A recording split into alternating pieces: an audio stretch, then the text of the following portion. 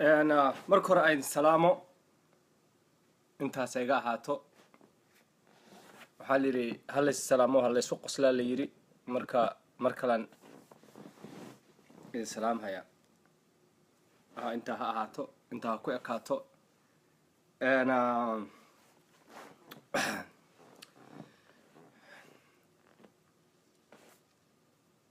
فيديو كان وحكو شيء هيا dadkaaga qiimahooda ha ku cabirin markay liitaan bini aadanka marba heer buu marahayaa mar heer sabo marahayaa marna heer liita yuu marahayaa bini aadanku maalin meel fiican buu joogaa maalin meel xun buu joogaa maalin waa gaajaysan yahay maalin waa dheragsan yahay maalin heer buu marahayaa marka dadkaaga in aad qiimahooda ha ka soo qaadin ama ha ku cabirin markay liitaan markay u liitaan oo xaaladooda u daran tahay qiimahooda ha ka dhigin markasta inuu saa yahay ama ha ka soo qaadin markay liitaan ha ka soo qaadin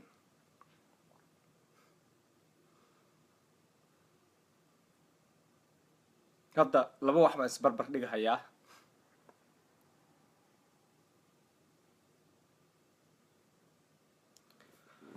waxaan isbarbar dhigahayaa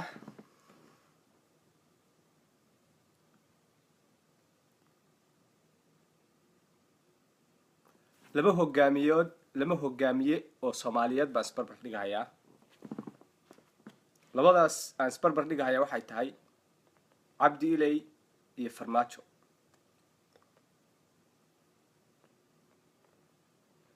gudoomiyaha u sheegay hadduu maqlo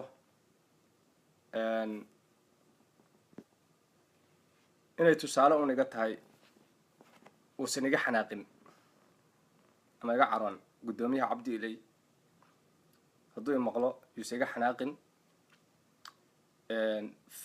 ra'yi la isweydaarsanaya weeye marka labadaa nin baa isbarbar dhigahayaa labadaas aan isbarbar dhigay hadda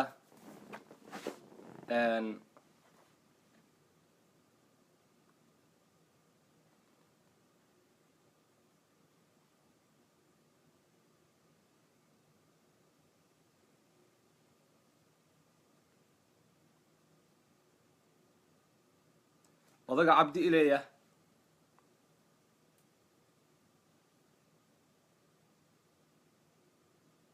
Soomaalida wuxuu ku qiyaasay iyo jamhuuriyadda waliba wuxuu ku qiyaasay markay ugu liiteen sidii inay waligood sida ahaanayaan ama aysan ka bixi karin ama aysan ka bixi doonin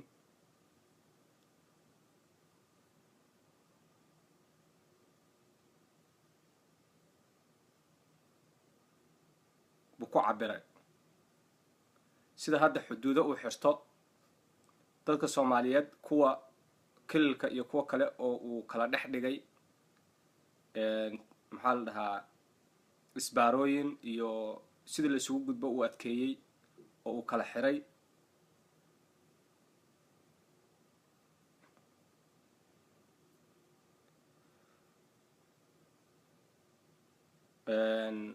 iskuma dhaweynin ama iskuma dhawa waxa u dhaxeeya cadaadis badan baa u dhaxeeya oo dhex yaala labada dhinac oo la kala dadaal badan baa lagu geliyay in labada dhinac la kala xiro marka wuxuu isagoo nin Soomaaliyeed ah iyo wuxuu ka raali noqday in loo taliyo oo Tigray uu hoos yimaado Tigrayga inuu ku hooseeyo oo Tigray uu hoos yimaado buu raali ka noqday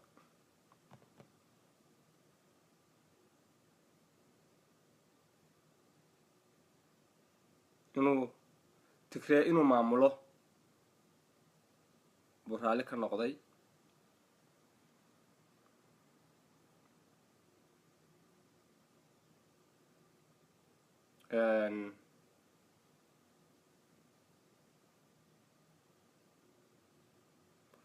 marka go-aan kasta uu gaarahayo iyo wax kasta uu gaarahayo waa inuu uga dambeeyo Tigreega.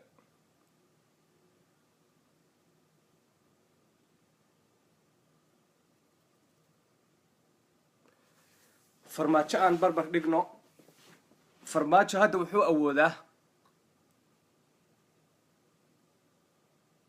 laba nin oo Soomaaliya weeye, waxba isma dheera. farmaajo iyo Cabdi Ilay ninba isku inbuu ku dhashay, Soomaaliya kasoo wada jeedaan, wax farqi weyn uma dhexeeyo labadooda marka saa u eegtid.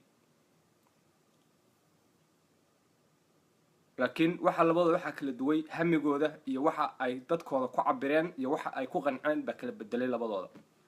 hadda farmaajo wuxuu awoodaa in uu intuu dowladda Itoobiya la xaajoodo oo xuduudaha furo, Cabdi Ilay inuu ka tallaabsado oo uu ragga ka koreeyo inuu la xaaltamo awoodaa. oo Cabdi Ilay hadda lama xaaltami karo, Cabdi Ilay baa ka hooseeya hadda farmaajo. labadaasna waxa ku kala duway ama heerka kala gaarsiiyay nin kaste waxa uu ku fakiray iyo waxa uu ka aaminsanaa dadkiisa. Cabdi Ilay wuxuu aaminsanaa Soomaalidu inaysan waxba ahayn oo aysan dad ahayn buu aaminay. farmaajona wuxuu aaminay dadkiisu inay wax yihiin.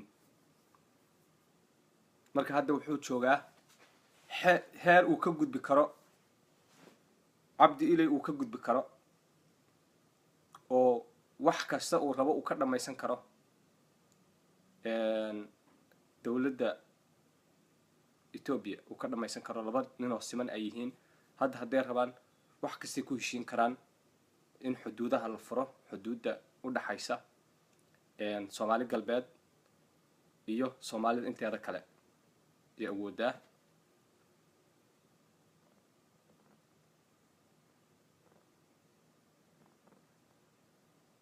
marka adigoo isla qofkii ah hamiga baad kala duwan, dadka hamigooda iyo meelo kala duwan gaarsiiya. marka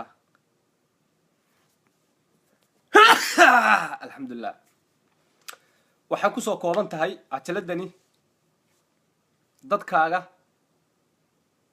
ha ku cabirin marka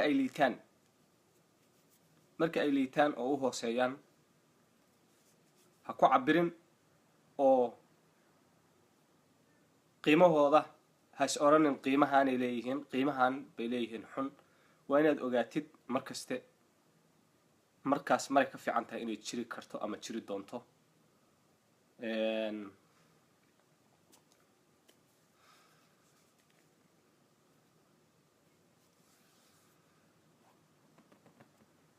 marka muhiimaddu intaas ahayd cajalada. adaga Cabdi Ilayna dee adkayso haddii aad wax dareento. waxa wax weyn ha u qaadanin, waa la sheekaystaa.